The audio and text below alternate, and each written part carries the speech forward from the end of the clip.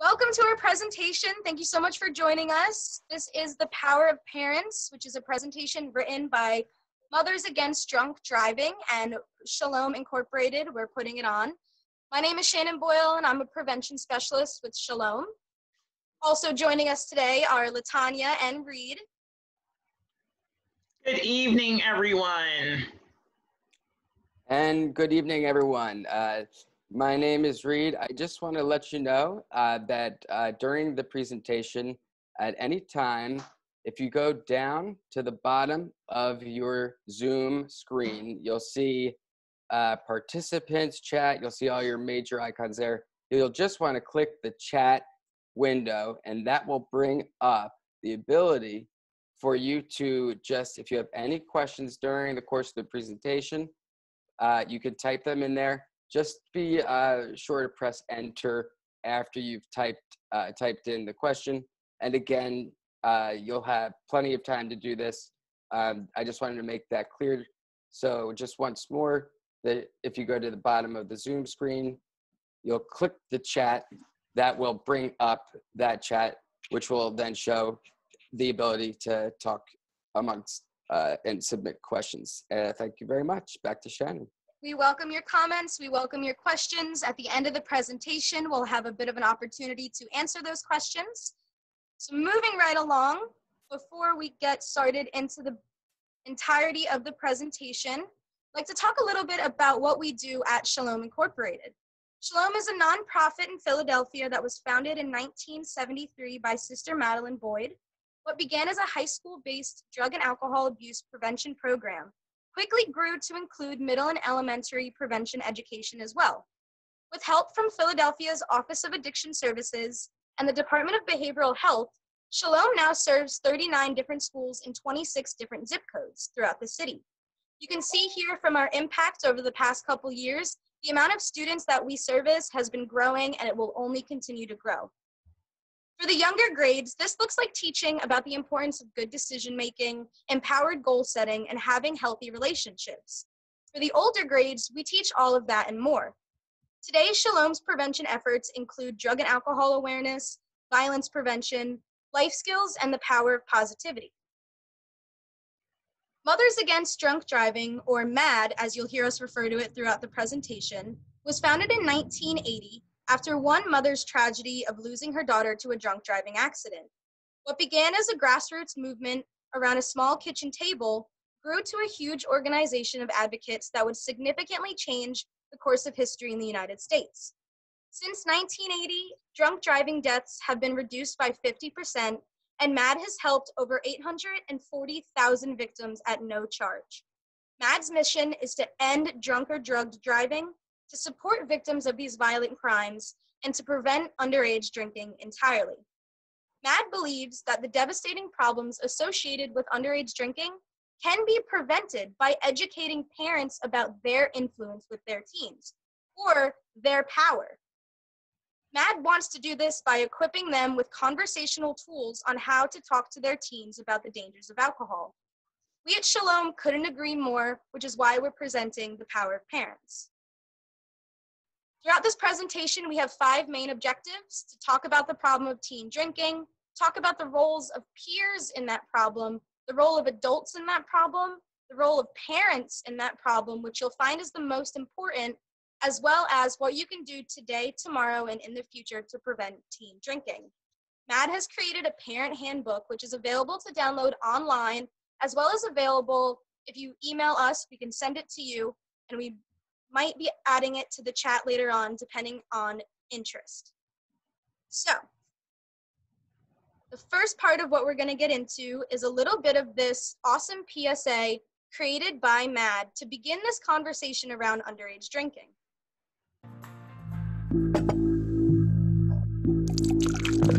At what age is the human brain mature enough to handle alcohol? New research shows underage drinking can cause permanent damage to a teen's brain, harming memory, judgment, reasoning, and impulse control, which shouldn't be a surprise, since an adolescent's brain is still developing almost as fast as an infant's. We see there aware that MAD really tries to stick to the facts when trying to encourage this conversation about underage drinking. The problem of teen drinking is one that's still prevalent today. We find that parents are often more concerned with the dangers of illegal drugs, such as marijuana or other kinds of street drugs, but alcohol is the drug most commonly used by youth, more than tobacco, marijuana, or any other illicit drug combined. Teen alcohol use kills about 5,000 people each year. 30% of 8th graders have already tried alcohol. 1 in 6 teens binge drink, and 2 in 3 teens try alcohol before even graduating high school. When we teach our students at Shalom about the dangers of underage drinking, we do it in a way that already incorporates many risk factors that would affect difficult decision making. We cover how important it is to set and stick to attainable goals, to manage our emotions in healthy ways, and how to effectively refuse peer pressure with confident communication. That way, when teens are inevitably faced with the decision to drink alcohol while underage, they're equipped with the right knowledge and they're empowered to make the right choice. In Philadelphia alone, this is a very prevalent issue. And in 2019, the Pennsylvania Youth Survey, or the PAYS survey, asked students in grades 6 to 12 about their relationship with alcohol. 6.1% of students engaged in binge drinking within the past 2 weeks. 1.6% of students reported driving while or shortly after drinking. And the sources of alcohol that the students were able to access came from a parent, a brother or sister, a relative, a friend, or another familial person. And the methods of acquiring that alcohol was either it was bought for them or they stole it, they had somebody purchase it, or they took it from their home. Judging by this research, the opportunity to drink alcohol more often than not starts within the home, or at least within the family. This is why it's so important to have an open conversation and to express clear expectations with your child about underage drinking. The way that alcohol affects a developing brain is always detrimental. During our lessons on the risks of underage drinking, we emphasize how important it is to nourish a developing brain. Students are always surprised to learn that their brain is still developing long after the legal drinking age, often not fully developed until age 25. As this research from the University of California shows, consuming alcohol before the brain is fully developed has a devastating effect on brain activity. This is because the brain develops back to front, meaning that it develops basic functions first and ends with executive functions. Judgment, planning, decision-making, self-control, critical thinking are some of the last brain functions to develop. The scan here shows the difference between 2 15-year-old brains. The scan on the right is the brain of a heavy drinker, and the lack of pink and red coloring notes a lack of brain activity during a simple memory task. During our lessons, we often show very similar brain scans to our students to teach about this developmental danger. The students are stunned to see how much alcohol really affects brain activity and development, and our lessons usually end with students saying that they do not want holes in their brain. A common misconception about the danger of teen drinking is that it typically is blamed on what kinds of friends your kids have or what kinds of groups that they hang out with. Parents often believe that their friends play the biggest role in their kids' lives. While they do play a big role, and we teach about the importance of having healthy friendships and how to determine what a toxic friend looks like, it's the cultural misconceptions surrounding teens and their peers that has a bigger influence. Teens tend to overestimate exactly how many people around them are drinking. They commonly think that everyone is drinking, and if they say no, then they're missing out. We work so hard at Shalom to shatter this myth. We encourage parents to do their part as well. The truth is that 70% of 8th grade students have not tried alcohol, and 5 out of 6 students actually don't binge drink. Parents should worry less about their kids associating with the bad kid and focus more on helping correct adolescents' misconceptions that everyone's drinking. Now, for the second half of our presentation, LaTanya is going to take over because she herself is a parent and has a bit more insight into this area of expertise. Good evening once again, everyone. Thank you guys for coming out. So here are the roles in you guys or us as parents in regards to having these conversations with our teens about underage drinking. Some adults believe that letting teens drink in the home takes away of the mystery of alcohol and decreases the teen's desire to drink. For example, you know, allowing the children to drink in the home and thinking, okay, well, maybe if I allow my teen to do this while, under my supervision, then they won't drink outside the home. Some adults provide alcohol to underage teens for special occasions, for example, holidays, graduations. Some adults think that, because they drink and turned out okay, so it's okay for their kids to drink. Okay, so multiple studies in the United States as well as Europe have consistently shown that kids who are permitted to drink in their homes actually drink larger amounts outside of the home when the parents are around. So definitely take those myths away. Parents, please talk to your children. Next slide, please. Reports show that 3 in 4 teens actually say their parents are the leading influence on their decisions about drinking alcohol. So we linked the handbook in the chat box. Definitely want you to take advantage of that, parents. Read the handbook. 3 out of 4 teens actually say their parents are the leading influence to decisions to drink alcohol while underage. The issue is only 1 in 100 parents believe their child actually partakes in underage drinking. Many parents do not see the importance of talking to their kids about not drinking alcohol, or they feel, hey, maybe if I don't bring up the topic, it helps. But you know what, parents? Research shows supports the idea that parent communications about drinking with your children is so important to assist your kids to not make those awful decisions. So parents need to own their influence. Us as parents, we need to own our influence and use it effectively to talk to our children. Okay, about the importance of their own expectations if it, when it comes to drinking and not even starting it in the first place. So Matt partnered with a gentleman by the name of Dr. Teresi. He's from Penn State College of Health and Human Development. He created this handbook to empower us as parents to communicate with and influence our teens who we love dearly about drinking and not to do it. So you have that wonderful handbook. It's available online. Please share it. The link to the handbook is in our chat box once again. Share it with your friends. Share it with your neighbors, okay?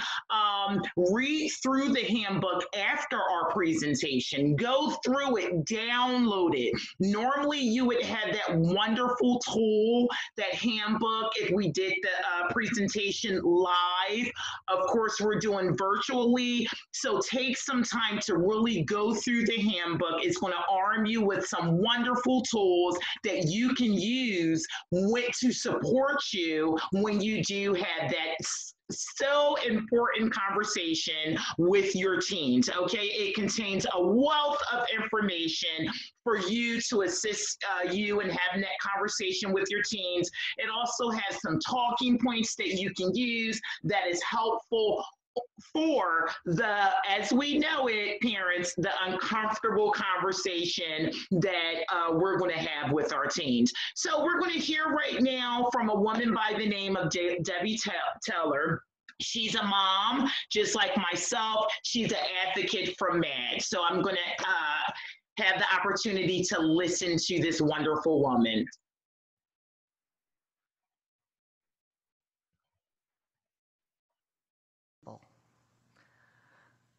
Let me introduce you to my 18-year-old son, Casey Lee Taylor. I remember when he was born, it was joyous. His first day of school, time goes so fast. But my world came crashing around me on a Sunday in July of 2002. After he got off of work on a Saturday night, he met up with a group of friends. They decided to have a party at their house. On the way, they stopped at a drive-up liquor store and purchased alcohol. This liquor store was known by all of the kids in town as one that hardly ever carded. At some point that night, it was proposed to have someone chug a lot of alcohol, a contest or a challenge to drink as much as they could and as fast as they could. A police officer was on her way to my house.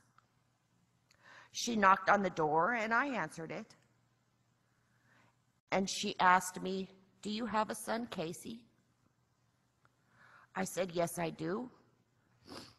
My first thoughts were normal teenage hijinks, that they had, done some kind of mischief over the night, and she was here looking for him. Then came those devastating words. "I'm sorry to inform you that Casey has died." And that's when the instant fog clouds your brain. I vaguely remember her saying, "It appears to be alcohol poisoning. It is still an active crime scene investigation. The coroner will be over to talk to you later. Do you have someone that you can call to come over and be with you? The ghosts that haunt you. If only I had done this or said that.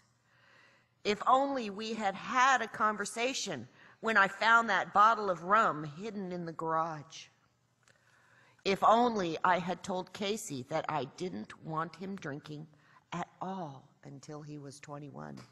I want to tell parents the dangers to talk to their kids about not drinking at all until they are 21. Thank you from the bottom of my heart to all of the passionate facilitators who are educating parents about all of the dangers to our children and steps to help change our misguided culture. The power of parents does that, and now we can empower and give tools to our youth with the power to take a stand.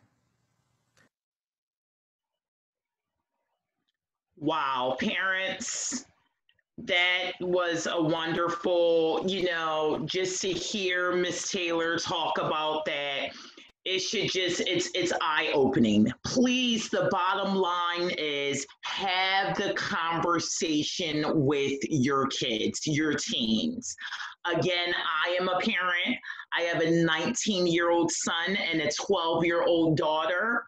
I've consistently talked about many drug and alcohol factors to stay away from it. And the conversation doesn't just happen one time. There are many parents that we work with, we speak to, that have said that has unfortunately lost their children to underage drinking. Either they drunk or they were the drinkers, or they got in a vehicle with a friend or a family member that was underage that drunk, alcohol, and they're no longer here. And the parents tell us, you know what, if I can do it all over again, I would use this wonderful resource, this handbook, spread the word to my friends and family and neighbors, and also have that conversation, this important conversation with your teens. It's very important. As we know, it takes a village. So again, please, this is the reason for this important webinar. Talk to your teens. Talk to your teens about not making these horrible decisions, that their brains are still developing, okay, to make the right choice. Share your stories and your experience. Please, next slide.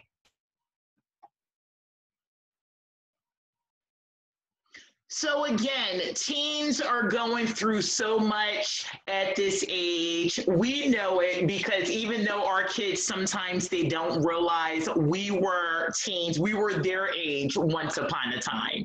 So they're going through their mind is all over the place. Just think back. Take a moment and think back when you were a kid. You don't know whether or not, it's a fine balance between a teen's desire for freedom and independence and the maturity and capability of handling both. They're all over the place, just like we were.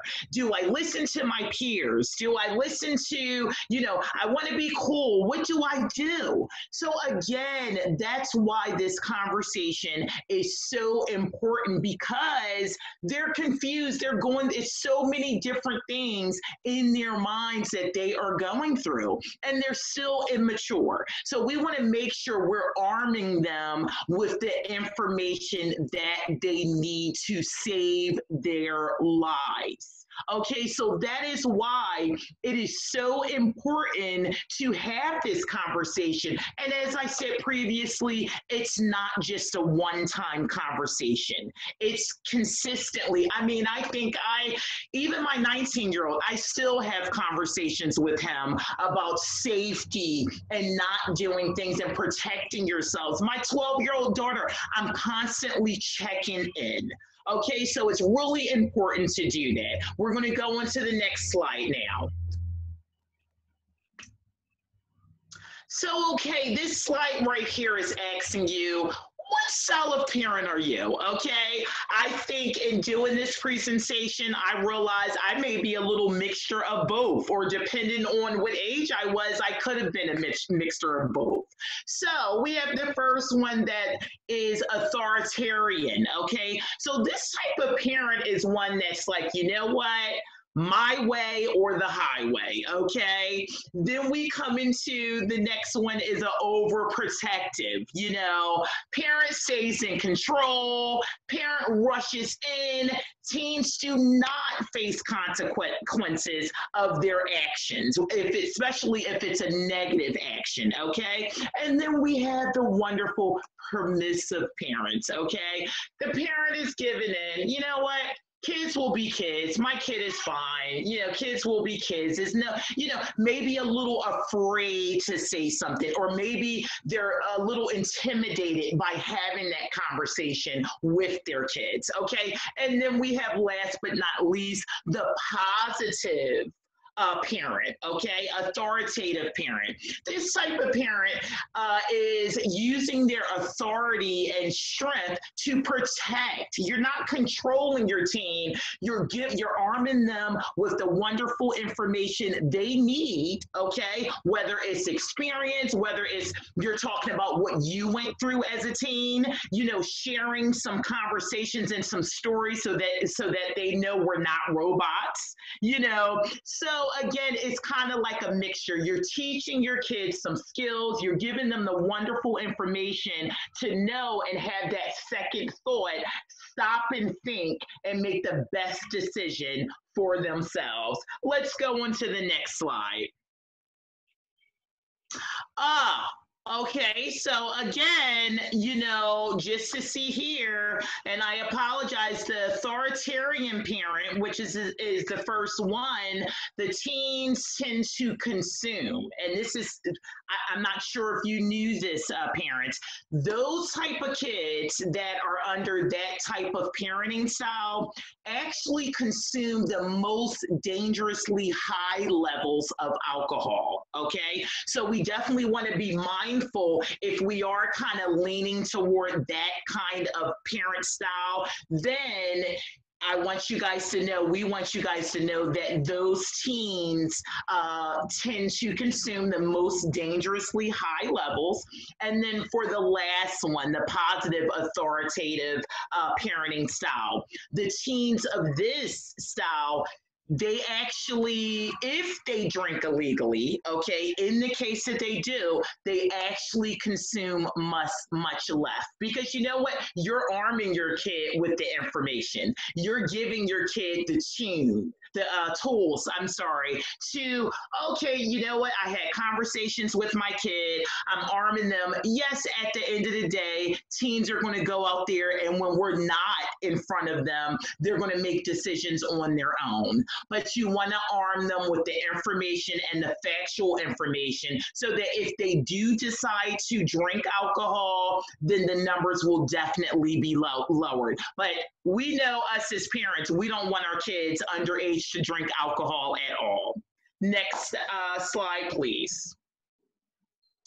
So this is really, again, I can't say it enough. This parent handbook is so important. And we're giving you the gift of, we're going to send you the parent handbook if you like. You also have the link to the parent handbook in the chat box. Take it. Use it as a wonderful tool.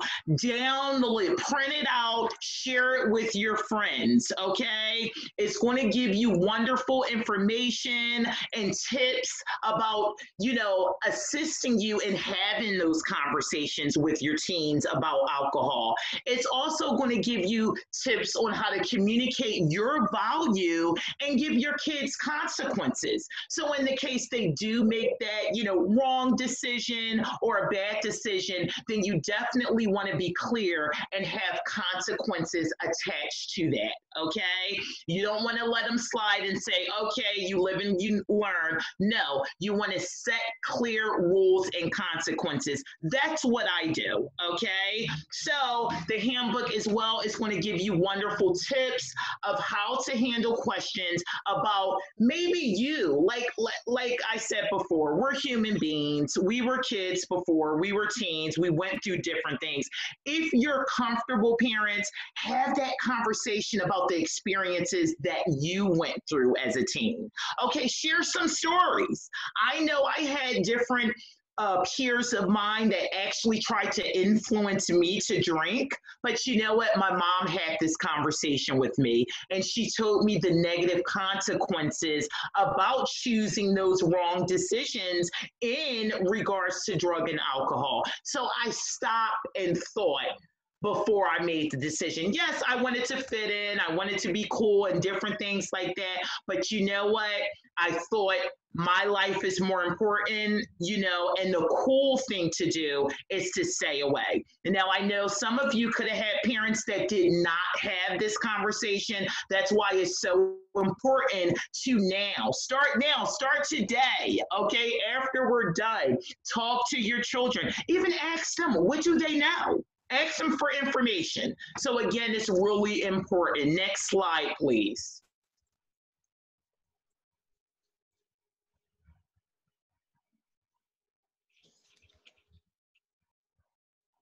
So again, use that wonderful handbook, use your wonderful experiences that you went through. It's going to have those conversations with your teens about resisting peer pressure, like I just spoke about.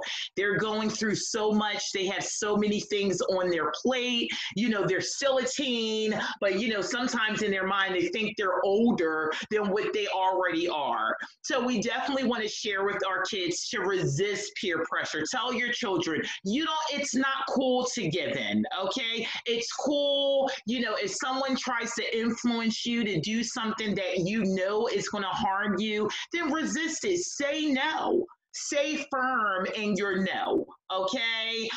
You definitely want to tell your kids, as I'm sure you already do, to choose your friends wisely. You know, you want to be around individuals that are going to be positive and do positive things, okay? And if you see, sometimes our friends change. You know, it could be a friend as we're going into soon the next school year. You know, sometimes, you know, tell your friends, you know, maybe 1 minute your friend may have a personality where it's one way and it's positive. People change. So definitely to stop and think and say, hey, is this a good friend for me? Is this a good friend that, my parents would want me to be around?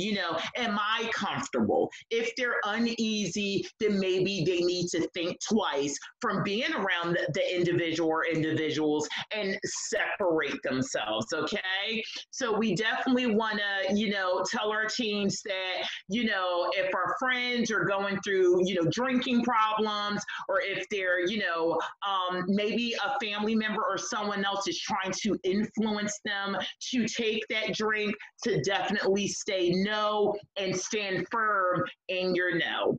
Okay.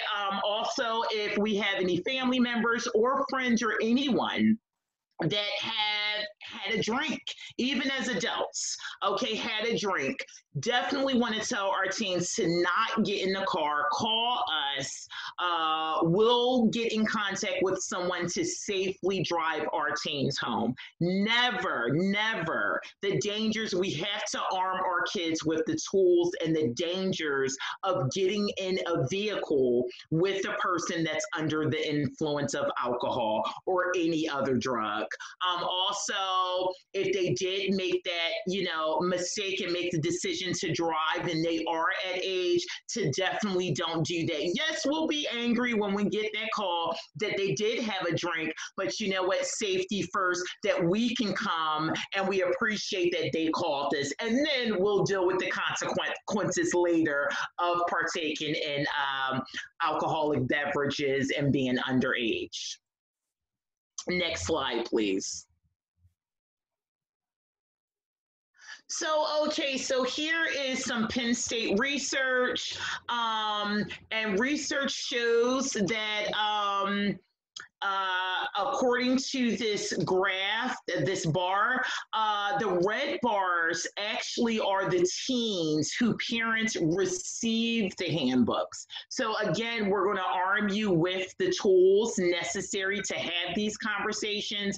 And unfortunately, as you can see the difference, the red bars are much lower than the black bars, because the black bars are actually those parents that did not have those conversations with their kids, and also those parents that did not have this wonderful resource in the handbook. So this is data, this is information is showing that the average number of drinks for underage teens in a weekend are drastically higher for those parents that did not have the conversation versus in the red, those parents that had the conversation with their teens. So right now, we're going to hear a little bit from a Dr. Teresi. He's the actual doctor that did the research behind this program, okay? And we're going to hear just a little something regarding this research that he did about drinks and the number of drinks that, students, and actually as college students at that partaked in drinks over the weekend versus those individuals that had the conversation with their parents. And, the parents received the handbook as a resource. So for high school students, we've had similar type findings. But I just figured, and you notice the red bars are always lower than the black bars, but it's not perfect, okay? And that's part of the challenge, which is how do we improve the quality of information to parents? When parents read these materials, their kids drink less. And those simple conversations that they're having carry over. When they plant the seed, they carry over in the worst of times. So this is between high school and college, these data. So this is that jump from 1 in 5 to 1 in 2. And so this is the highest point at which there's a switch. So we wanted to see if these materials would make a difference, even at that late stage where there's very little opportunity to communicate, and the kids are going where there's very little parental control. So under the worst of circumstances where the opportunities are dwindling and there's low control, parents still make a difference. So you can only imagine what their difference is when they're there all the time.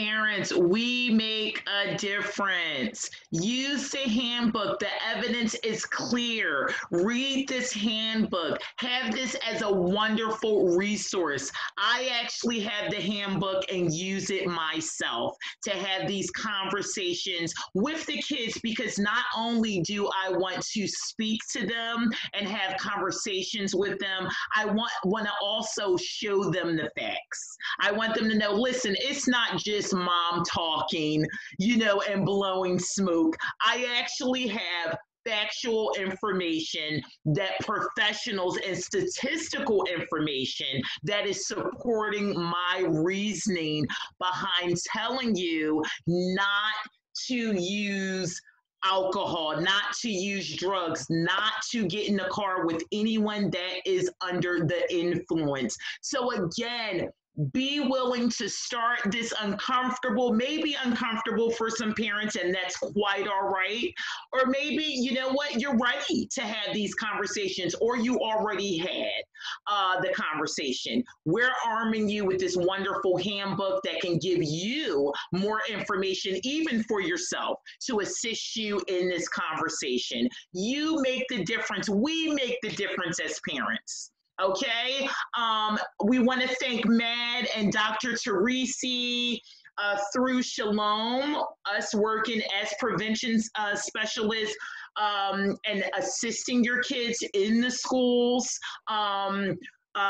Be willing to start the conversation with your kids.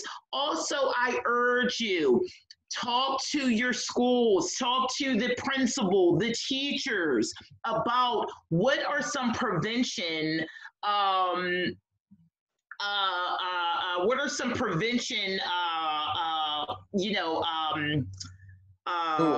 avenues that you're going down. Do you have a Shalom? Do you have, services and supports for the teens? Because it takes a village. If you're having the conversation at home, we also want to make sure in the schools they have some prevention support systems in place to kind of also have those conversations with your children. Okay, so you have the power, you make a difference. We want our kids to make healthy decisions. Again, talk to your schools, talk to your kids, talk to your schools. You still have a few more weeks left in school. It doesn't hurt to have that conversation to see what kind of school support they have in regards to prevention services for your child or your children. Every conversation helps. Every conversation helps. So again, we're going to link that handbook. If you haven't already downloaded the handbook, what are you waiting for, parents? Now is the time. We're going to open up the door. You can, if you have the ability to do so and you're not on your phone, you can take a picture and screenshot this. This is the parent handbook. You can maybe forward it or copy it and send it to your friends and family. That's the good thing about screenshotting it. Hey, I just saw this wonderful webinar that Shalom did through MAD. Here's the parent handbook. It's wonderful information in there. Not just arming yourself, you're arming, the rest of your friends and family, because you know what? We're community and we work in all different communities, okay? So I don't just want me to have the information. I also want my children's peers and their parents to have this wonderful resource. So again, here's the opportunity to screenshot this. We also have a link in the chat box. We're going to open the floor. Okay, for any questions, if you typed any questions in the chat box, this is the opportunity. Please use the chat box. You type in your question, any question that you have for us. If you're not comfortable with typing in the chat box to ask any questions, here is the email. Please email us at powerofparents@shalominc.com. We're on Facebook. We're on Instagram. Follow us on Twitter as well. So right now we're going to give you parents, and I thank you so much for joining us. Such a treat to have you. As always, Please, we're going to open up the door again for any questions that you have. We'll give a few minutes. Reed, were there any questions during the presentation? No, it's, we I think did a great job in providing a lot of the information. The thing that's important is a lot of times those questions will come up later. And that's why we encourage you to reach out to us, whether it's, Shalom's website or Facebook page, social media, but definitely, get in touch with us, and we are going to be there to help you. That's what we do, is we go into schools K through 12.